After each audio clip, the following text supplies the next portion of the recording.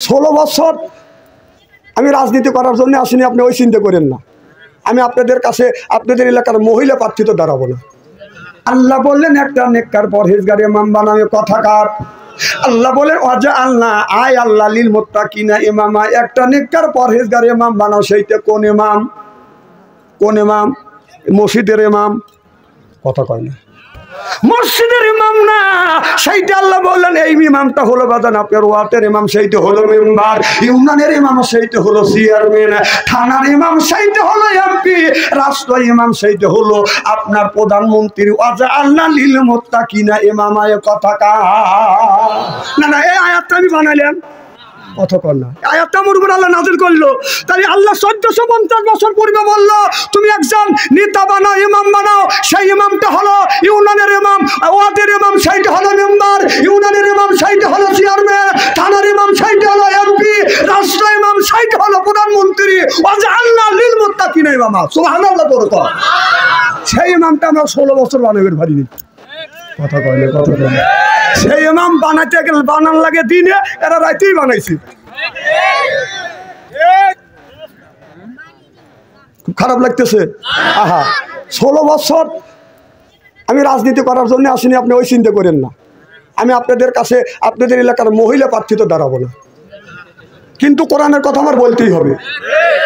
আমার ভাইয়ের আমার, তাহলে কোরআন কারিমের মধ্যে নামাজের কথা আল্লাহ 80 থেকে 82 জায়গা বললেন, যাকাতের কথা বাদান 30 জায়গা বললেন, কুতিবা আলাইকুমুস সিয়াম, রমজান মাসের রোজার কথা আল্লাহ 1 থেকে 2টি জায়গা ইঙ্গিত করেছে। ভালো করে লক্ষ্য করে শুনো, নামাজের কথা কোরআন কারিমের মধ্যে 80 থেকে 82 জায়গা বললেন। ওয়া আকিমুস সালাহ ওয়া তুস যাকাত কুতিবা আলাইকুমুস সিয়াম, তাহলে নামাজের কথা 82 জায়গা, যাকাতের কথা 30 জায়গা, আর রমজান মাসের রোজার কথা বাদান আপনার 1 থেকে 2 জায়গা।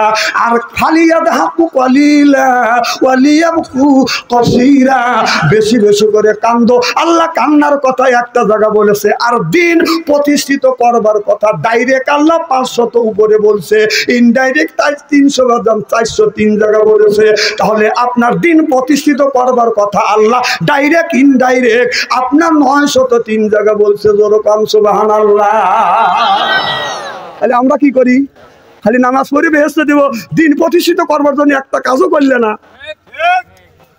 হ্যাঁ, আহা, আল্লাহর নবী কলেমার যখন দাওয়াত দিলেন, লা ইলাহা ইল্লাল্লাহ মুহাম্মাদুর রাসূলুল্লাহ সাল্লাল্লাহু আলাইহি ওয়াসাল্লাম, আবু জেহেল বলল এই কোরআন চলতেও দেওয়া যাবে না, বলতেও দেওয়া যাবে না। লা তাসমাউ লিহাযাল কোরআনি ওয়াল গাউফি, ও কোরআন চলতেও দেওয়া যাবে না, বলতেও দেওয়া যাবে না।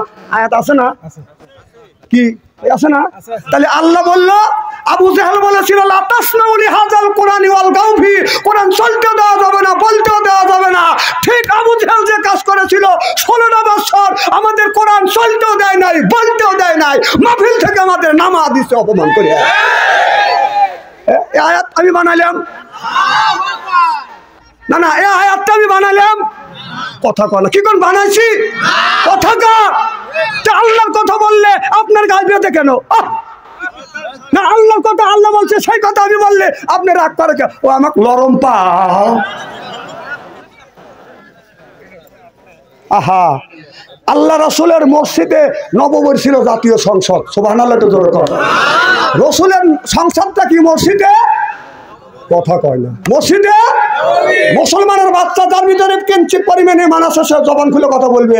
আল্লাহ রাসূলের আপনার জাতীয় সংসদ ছিল মসজিদে নববীর। জোরকান মসজিদে নববীর। আর আমাদের জাতীয় সংসদ হলো সংসদ ভবন, ওইখানে নামাজ হবে, নামাজ হবে।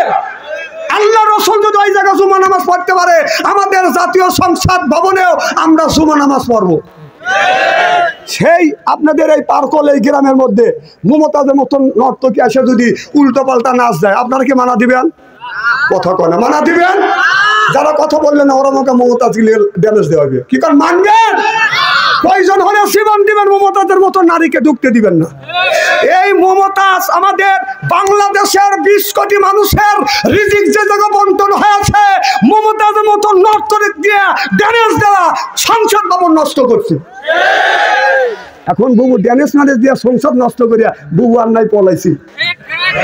আমার বহু মমতাজ কোথায় পালাইছে আমার বুবু, মমতাজ কোথায় পালাইছে, উল্টা পাল্টা নাচ দেখাইয়া সংসার নষ্ট কইরাছে আমার বুবু, মমতাজ কোথায় পালাইছে।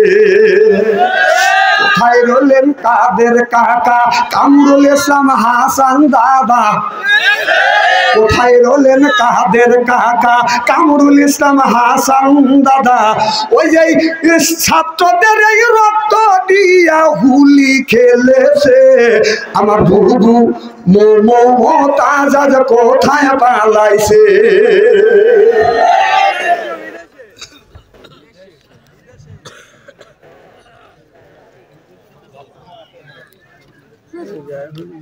হ্যাঁ